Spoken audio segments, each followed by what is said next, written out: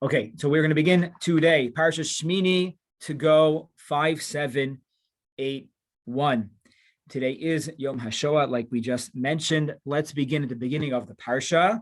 Most of our thoughts will be related to the Hakamas HaMishkan.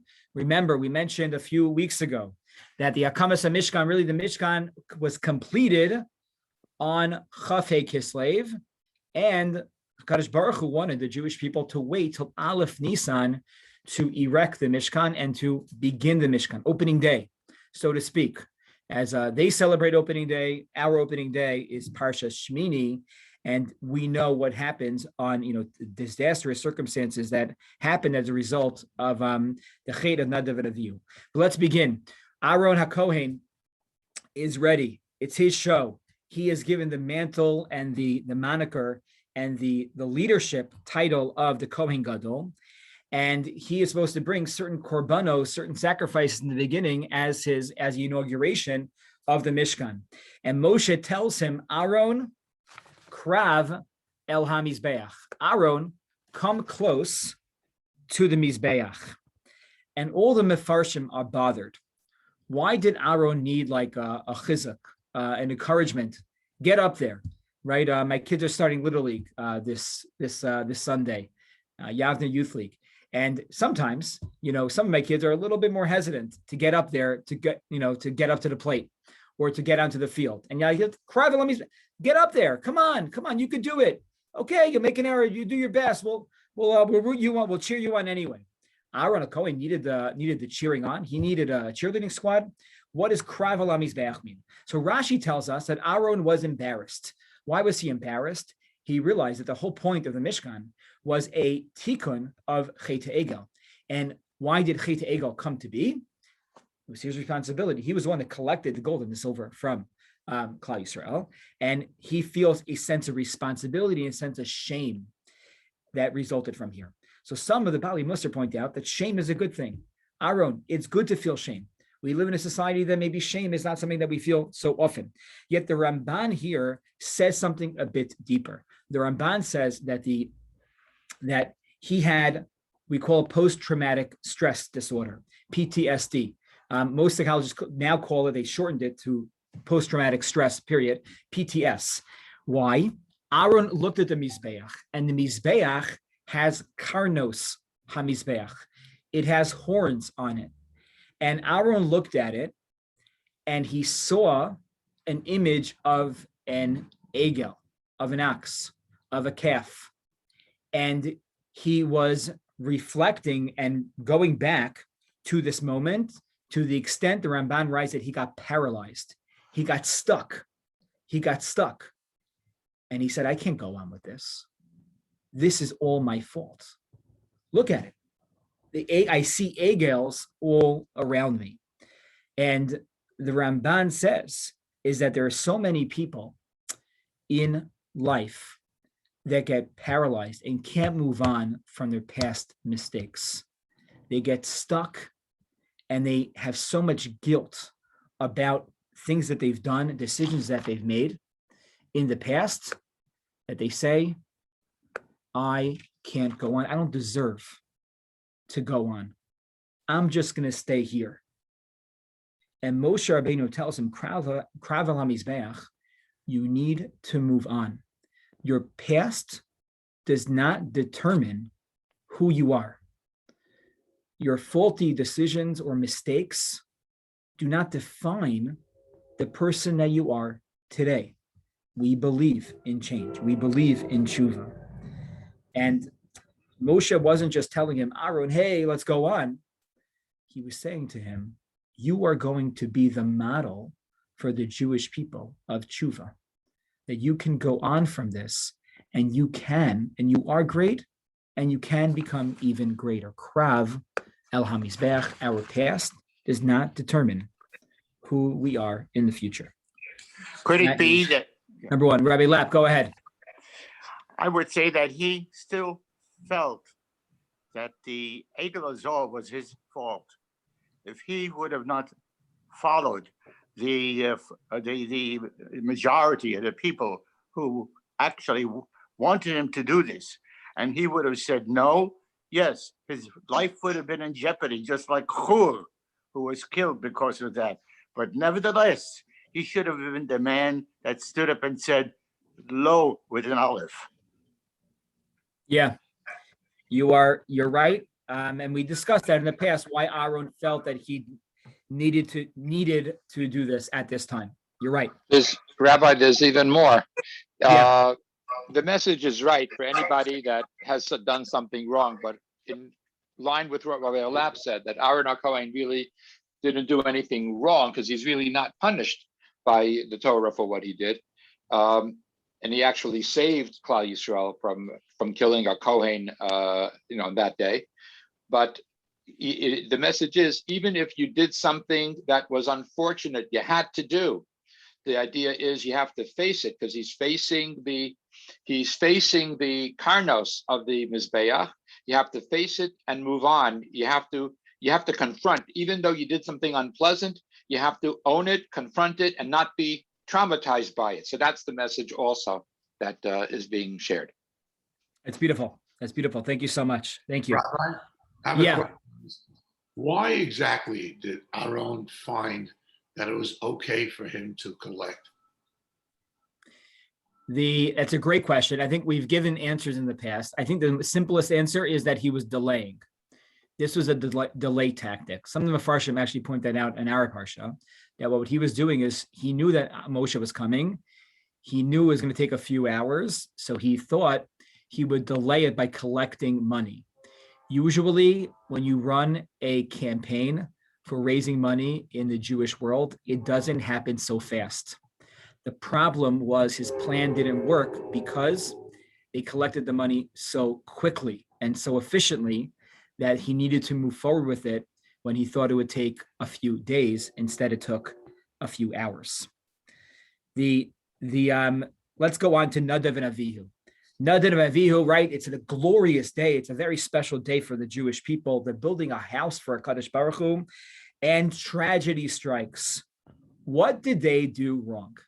And this question we can ask every single year. We can give there's 10, 15, 20 different answers out there about what exactly was the chait of Nadav and Avihu, if it was, in fact, a chait. So I'd like to share with you this morning two different approaches from two different Hasidic masters. First from the Sfas Emes, the second Ger Rebbe. He says the following, and he, I believe, is the most connected to the text. Most of the answers that you get about Nadav and Avihu are related to midrashim about Nadav and Avihu. They drank wine, which is connected to the text in a certain way. They didn't get married. There's different answers.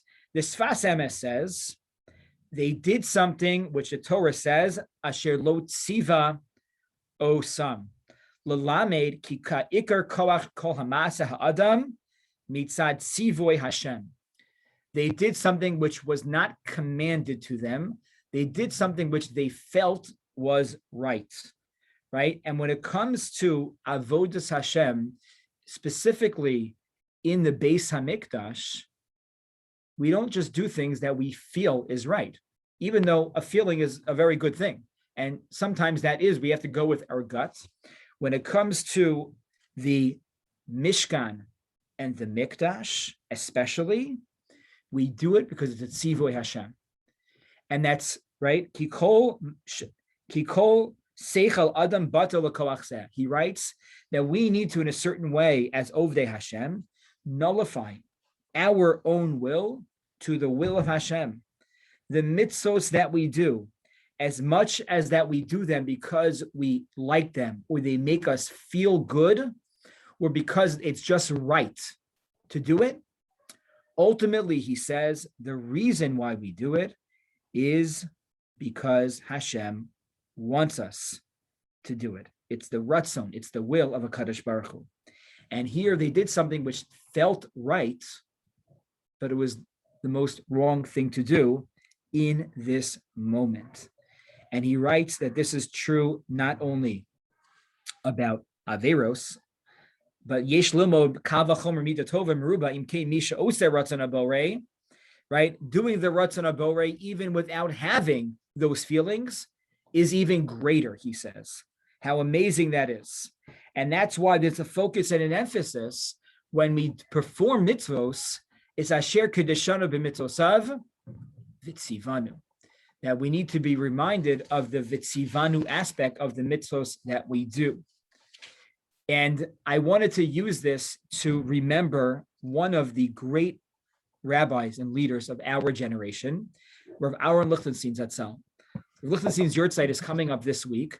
I had the tremendous chus and privilege to learn in his shir for a year and a half when I was studying in Grus. And one of his most famous essays that he ever wrote on his book, By His Light, which is a compilation of his essays, is on this topic of the mitzvah. Gadol hamitzuva v'osa, he says, the Gemara in Kiddushin writes, right, we would, common knowledge, I would say American culture would argue and say, who gets the greater reward? There's one that's commanded to do it, or one that does it anyway. The one whose mother asked him to take out the garbage, or the one whose mom doesn't ask and he does it anyway. You would say, the latter. They do it on their own will. The Gemara doesn't say that. The Gemara says, Gadol hamitzuva v'osa. The greater is the one that's commanded to do it, gets more reward than the one that is not commanded to do that. Because doing something, he says, with this feeling of mitzuva, that I am commanded from a Kadosh Baruch Hu, number one, creates a Yetzer Hara, which causes us not to want to do it.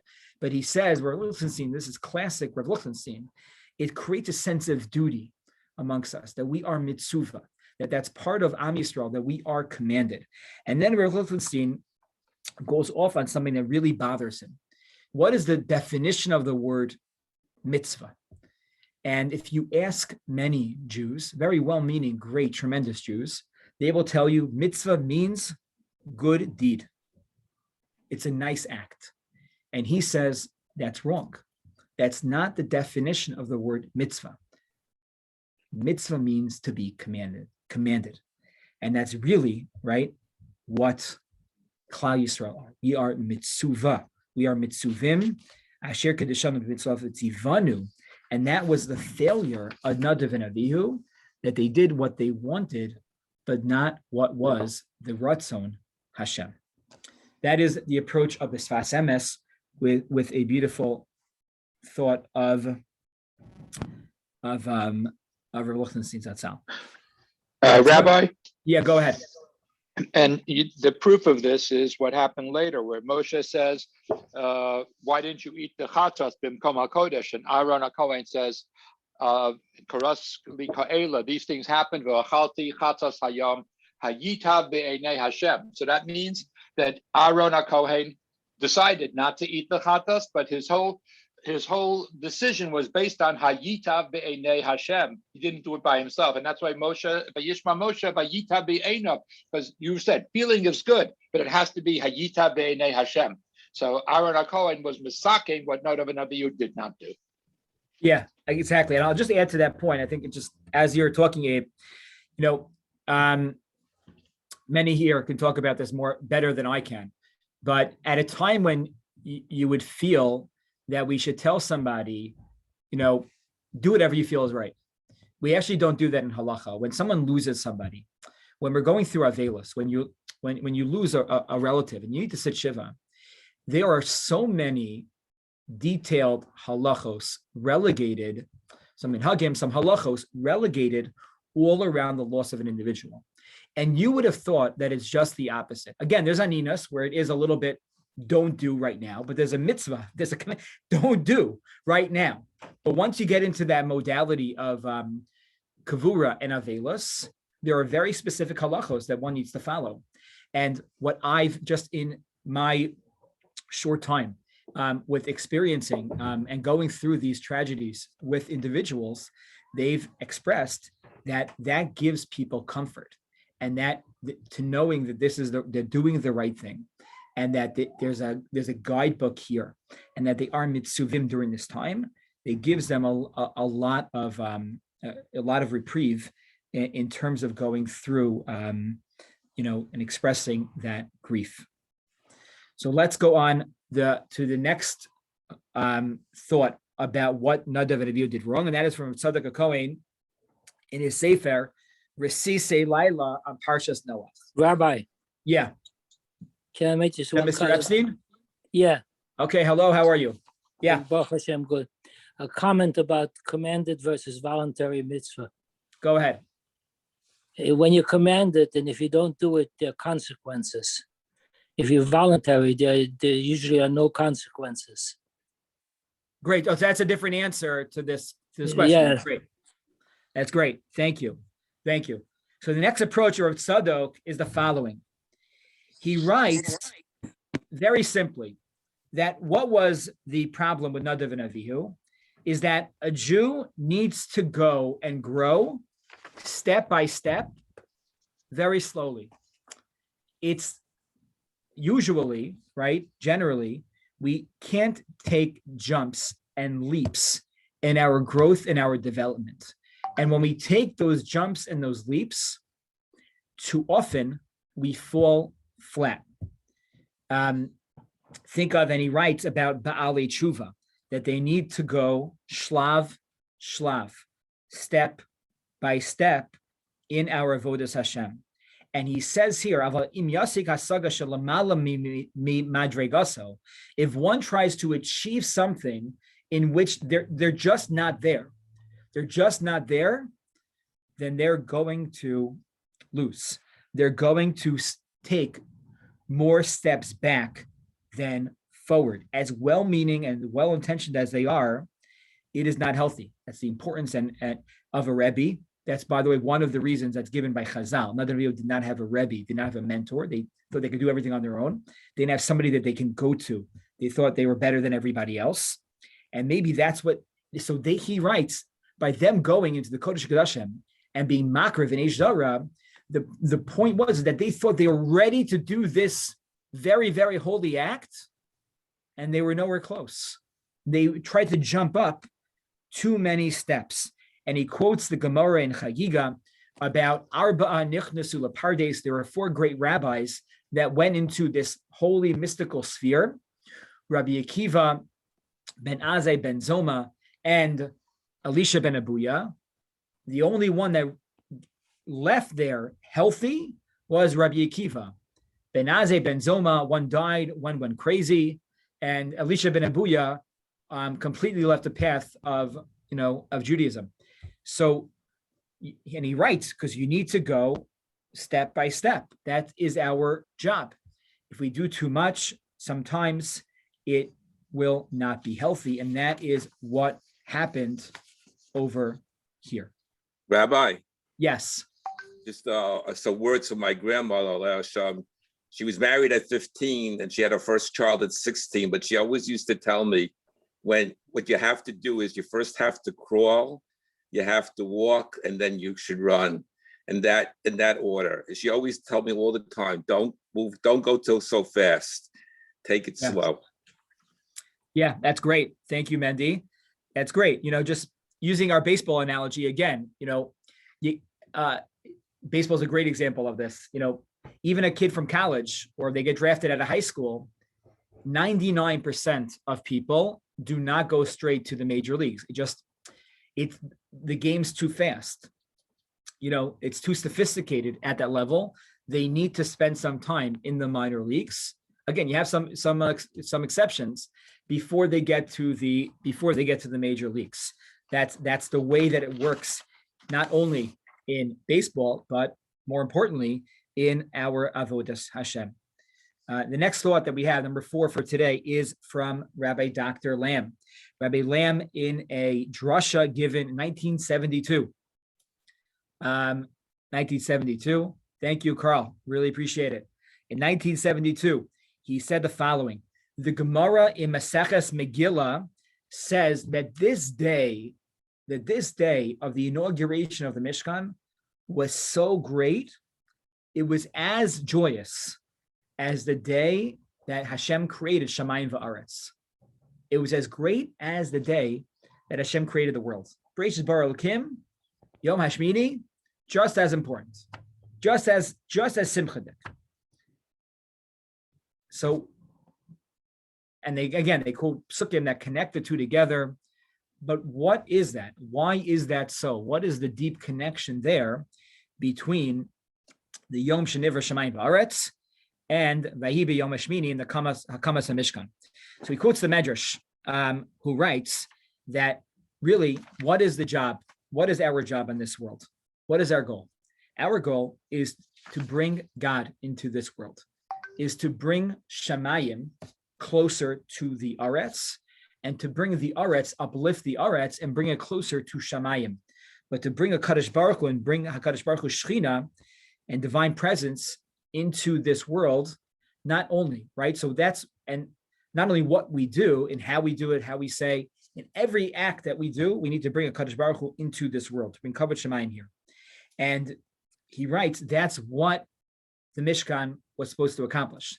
The goal of the Mishkan and the goal of the Beis Hamikdash is to bring the presence of a Kadosh Baruch Hu into this world even more so. It's not limited to a locale or to a specific building, but that is representative of the goal, is to bring a Kadosh Baruch Hu into this world and make this world that much more heavenly. And he says, how does this not happen? He says, after Bereshit Bara Elokim was great, but how do we distance a Kadosh Baruch Hu from this world? We distance him by committing, Averos. That is, Adam and Chava first sinned by eating from the Eitz Hadas. Cain killed his brother. The Dor HaMabel, the Dor HaFlaga. They all create a sense of distance. A chet, or an Avera, Api Chasidus, create a machitza, create a separation, push Hashem out of this world. And with this, Rabbi Lamm says he can understand two concepts that we use very often in a very different way. We use the words Kiddush Hashem and Chilul Hashem all the time. A Jew is on the newspaper, it's either a Chilul Hashem or hopefully a Kiddush Hashem, right? We tried it. Now, what does that mean? Kiddush Hashem, Chilul Hashem. So Rabbi Lamm's definition is based on this idea. A Kiddush Hashem is doing something, private or public, but bringing Hashem into this world, doing an act that makes this world more godly, brings the Kadosh Baruch Hu here. A Chilul Hashem comes from the word chalal, chalon, means an empty space, void of. A Chilul Hashem is doing something, an act that creates a further distance between God and mankind. I'm quoting him now, to make the Torah appear remote, forbidding, irrelevant, or impertinent. When one acts or speaks so that Judaism appears far off and of no direct concern to living beings, that is a desecration of the divine name. Kiddush Hashem, Chilul Hashem is not something that is only based on the headlines of our newspapers and our websites, but it is also relegated to the acts that we do in our own private homes.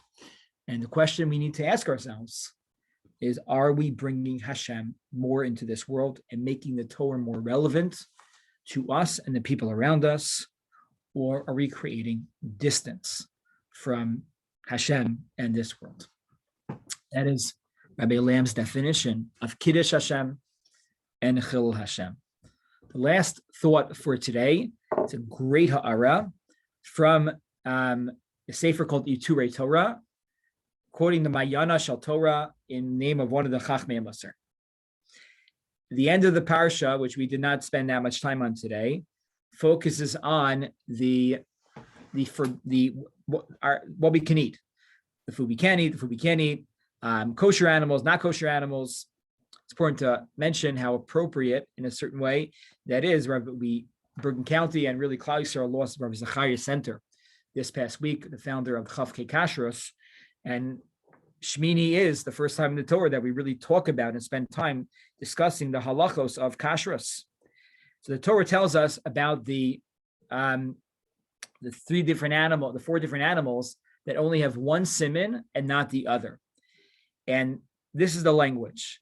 Es hagamal ki male geirahu uparsa einenu mafris. The gamal, the camel, can chew its cud, but parsa einanu mafris, its hooves are not split. Vesa shafan ki male gerahu parsa lo yafris. The shafan also can chew its cud, but its parsa lo yafris, its parsa will not be separated. Its hooves will not be separated. That's the hyrax. That's our neves, the rabbit, the hare. Ki male gerahu parsa lo hi frisa. The arnevet, the rabbit, it's also chews its cud and its hooves are not split. He focused on the following word. The term is used 3 times in a row in a slightly variant way. Parsa einenu mafris, u parsa ein lo yafris, u parsa lo hifrisa. So they point out here that why is it that when you're telling us, the Torah is telling us that the hooves are not split, they say it first in present tense, in future tense, and in past tense. What is that teaching us? So number one, you see the eternality of the Torah, that the Torah is telling us something. I'm making a very bold statement. The Torah was written, what, 3,000 years ago when we got the Torah? Think about this. The Torah is testifying all the way back then that you will never have these animals. This will never happen ever. That is amazing. That is amazing. But in addition to that, there's something for us to learn. That we are saying right now that these animals are tameh. They are not kosher. They're not kosher. How do you write something or somebody off? So they write here that only when the past, the present, and the future of this animal is going to be not kosher. It will never change. It's unchanging. Therefore, you can make a determination, a psak, so to speak, on this animal or these animals that they won't be kosher. They're not kosher, they were not kosher, and they won't be kosher in the Aver, Hova, and the Atid. But he says, sometimes, is that true by people? When it comes to individuals, right? We live in cancel culture today. We like to write people off. They did something in their past that we don't feel comfortable with. Lo hifrisa. But maybe they changed. Maybe right now, maybe they're tameh in the past. They did a tameh act. But does that determine how they are right now? Does that determine how they will be in the future? Right? Going back to the first, Kravel HaMizbeach, it doesn't define who you are in the future, Aaron Kohen. So this message is very much present over here too. The only way you could determine a tumah for an animal is because past, present, future, it's no good. We should never write somebody off. We should never write off ourselves, and we should never write off any individual.